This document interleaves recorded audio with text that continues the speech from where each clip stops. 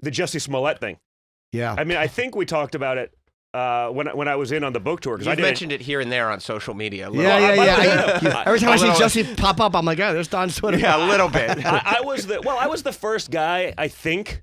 Okay, maybe there was others that called it out in comedy, but I was the first guy, maybe let's call it in business and or in politics. Maybe like the first guy with something to lose. They can't just be like, well, I'm just a comedian.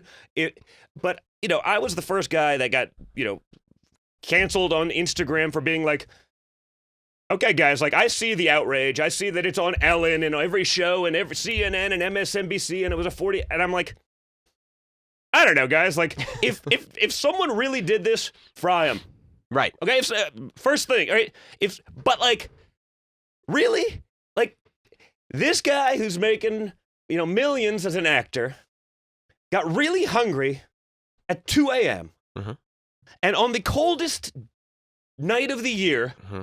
In Chicago, and I built a building in Chicago. I've spent lots of time. Like, it gets damn cold. Mm-hmm. Yep. Decided to go to Subway. I was like, I don't know. Today you're probably ordering seamless. So I started asking these questions. I did like it on that Instagram. Your problem started with like, okay, let's just start with Subway. Yeah, I'm just like, I don't know. It's great. You know what I mean? But like, really? Like you're going to go out at -14 or whatever it was at 2 a.m. to get a sub? Like you order seamless. That's what you do. Like you're pretty famous, Don Jr. At 2 a.m. on a very cold night.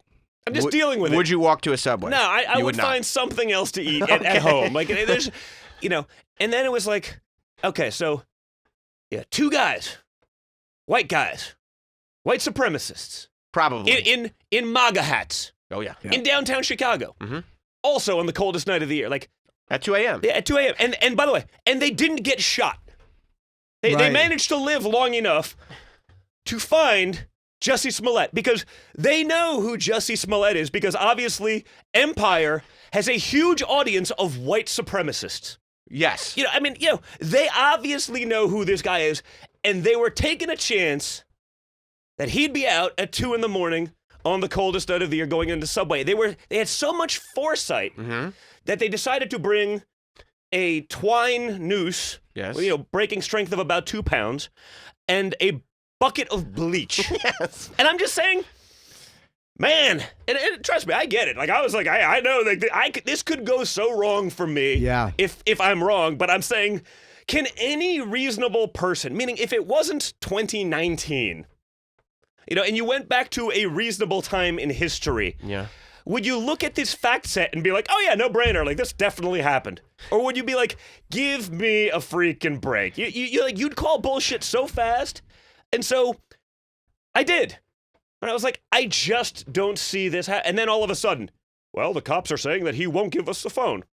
And then he's saying he's upset that they're actually investigating it this hard. I'm saying, wait a minute. So you're telling me he wanted the best of both worlds. He wanted them to actually not investigate. So then he could bitch and moan and say, oh, they didn't even look at, this case of obvious white supremacy. And and then you see the connection with the DA and the Obamas, and they're not going to pursue. Kim Fox, yeah. I'm saying, oh my God, like this is insane. But meanwhile, Instagram is doing this, all these like left-wing things.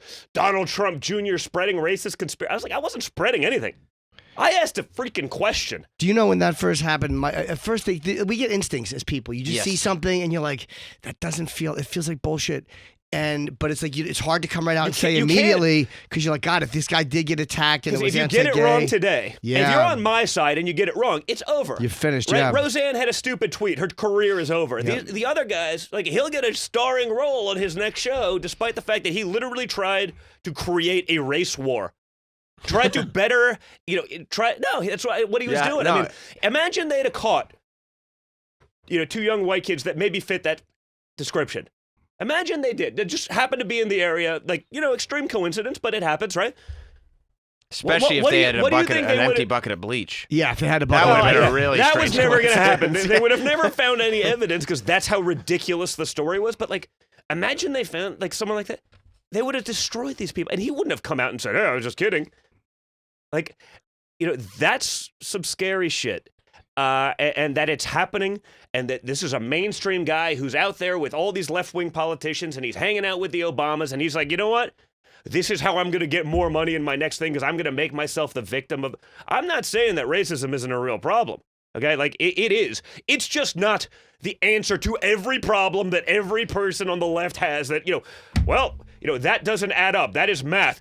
Well, obviously racist. Stop. It's the accusations enough. It does a disservice to those who are actually affected by real racism because now you hear racist and you're like, okay, like roll your eyes, move on, like.